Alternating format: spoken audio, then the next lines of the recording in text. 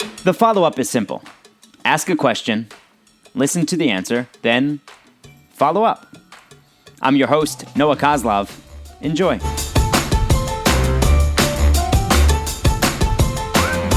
Hi, and welcome back to another episode of the Follow-Up Podcast. I'm Eden, and this is my dad, Noah, and every week we sit on my bed and have a different conversation about something I want to talk about. And this week, we're going to talk about what the 4th of July really means. Yeah, we're recording this over July 4th weekend, so we've read a lot about the Revolutionary War, George Washington, and the colonies, and what actually happened with the Declaration of Independence. Like July 4th, 1776 was not the day that that the colonies really had their independence. Right. That was after the war ended in 1783. Right. So on Independence Day, when we declared independence, do you remember what that was? Like when the colonies declared independence from Great Britain, when they said we want to be independent. Right, we are a free colony. Well, we are. We want to be. we want to be free colony. And we will be at some point. Right. So those 13 colonies. Well, at that point, I think only 12 had signed. But which one had it? I don't think Georgia had it at the time. I don't think. But the war. Philadelphia had. Of course.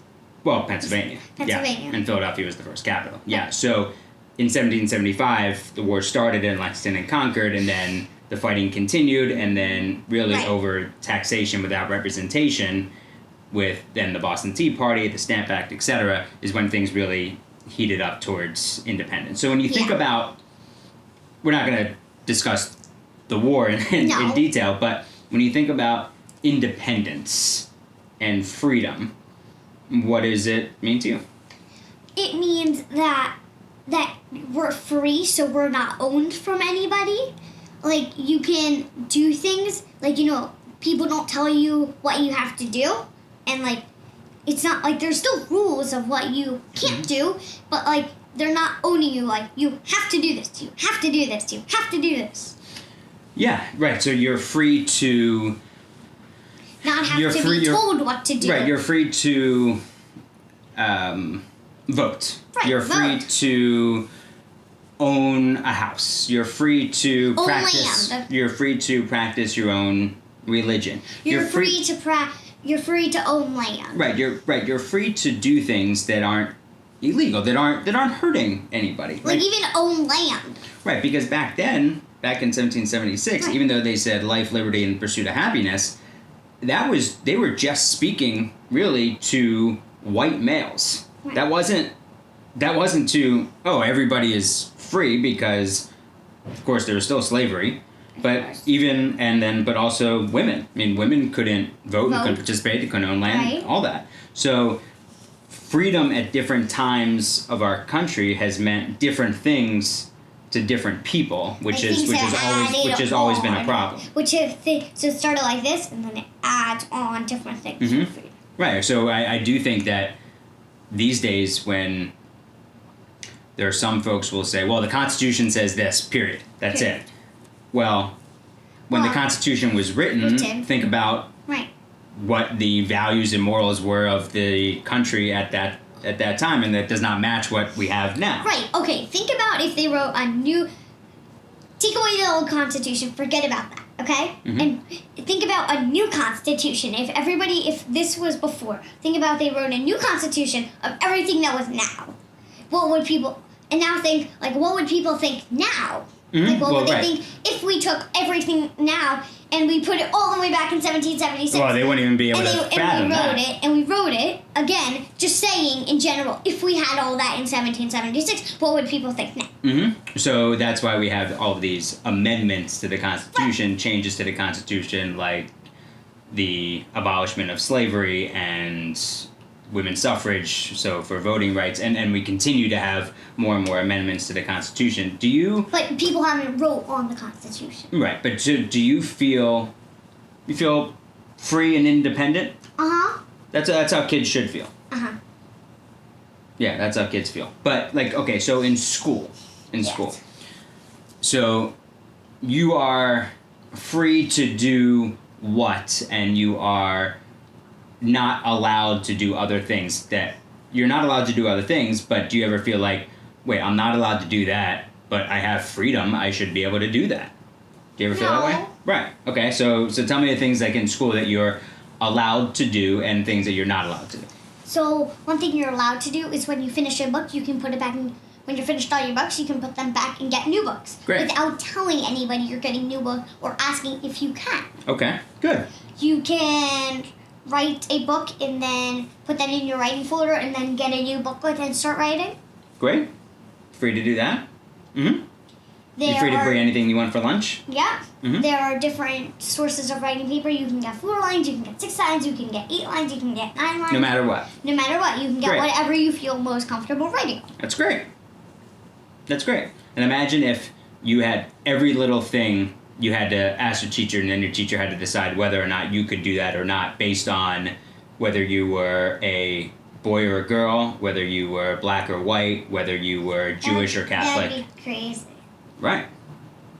Right. And like you can like choose whatever math game you want. Great. You don't have to ask, can I do a math game? So what aren't you allowed? What aren't you allowed to do? I'm gonna start with the stairwell. No running in the stairwell, on a fire drill, Mm-hmm. and in general, and on a no talking. You can talk in the stairwell when it's not a fire drill. Okay. When it's fire drill, no talking. Do you feel like that's taking away your freedoms, or do you think that those are reasonable rules? No, they're reasonable.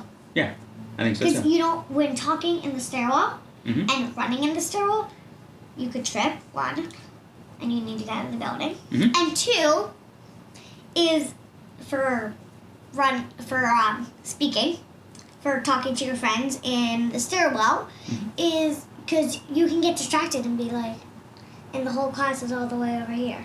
Oh yeah, true. And then you would have to run, and that's also breaking rule number 1. Right, so think about, okay, so that's a rule in school to protect you from hurting yourself and from hurting others. And that's really what the laws of the country, of the government, Right. that's really what the laws are supposed to do, but it's so difficult to have laws that protect everybody the same way because so many different people are in different circumstances. I mean, it's difficult to be in government to pass these laws, but And I think that's why there needs to be a little bit of some leeway in and I some think things. like probably sometimes they don't get followed. Right. Sometimes, which is bad. But but sometimes they do. Well, most of the time they do, Mhm. and that's good. Yeah, and you're allowed to Do a bunch of things. you're allowed to do things in this country Right. without feeling like the government or the government is going to come down and get you. Or also feeling like the government's owning the country just like Great Britain owned it. Right, because we are represented in government, And the- unlike back then with the colonies in And the Great Britain. government does not want to be owned. So, and they, just like you said, protect others Mhm. and protect yourself.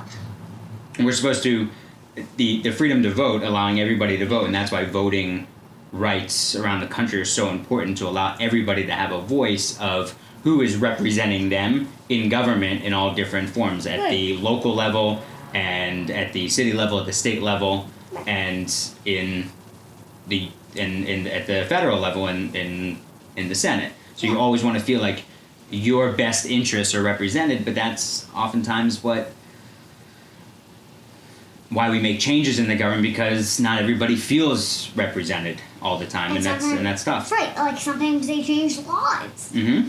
And like they keep a law, but they change it a little bit, but it's basically the same thing still. Mhm. But they change it a little bit to make people feel more comfortable, not less comfortable, because they would never want anybody to feel less comfortable. Well, there are these days, well, all the time, there's always government officials politicians who want certain people to feel less comfortable, which is unfortunate. Right. But for people in laws, just like Great Britain wanted people to feel less comfortable. Yeah, sure. Right, but I'm saying when the United States wanted their independence, they wanted people to feel comfortable, not be with their freedom, not being owned by Great Yes, Britain. right. They wanted to have their own government. And they wanted to feel powerful and feel like they could speak up. Understandable. And everything. Yeah, right. I get that. Okay, do you have a favorite song that you would play to celebrate on 4th of July? Nope. Do you?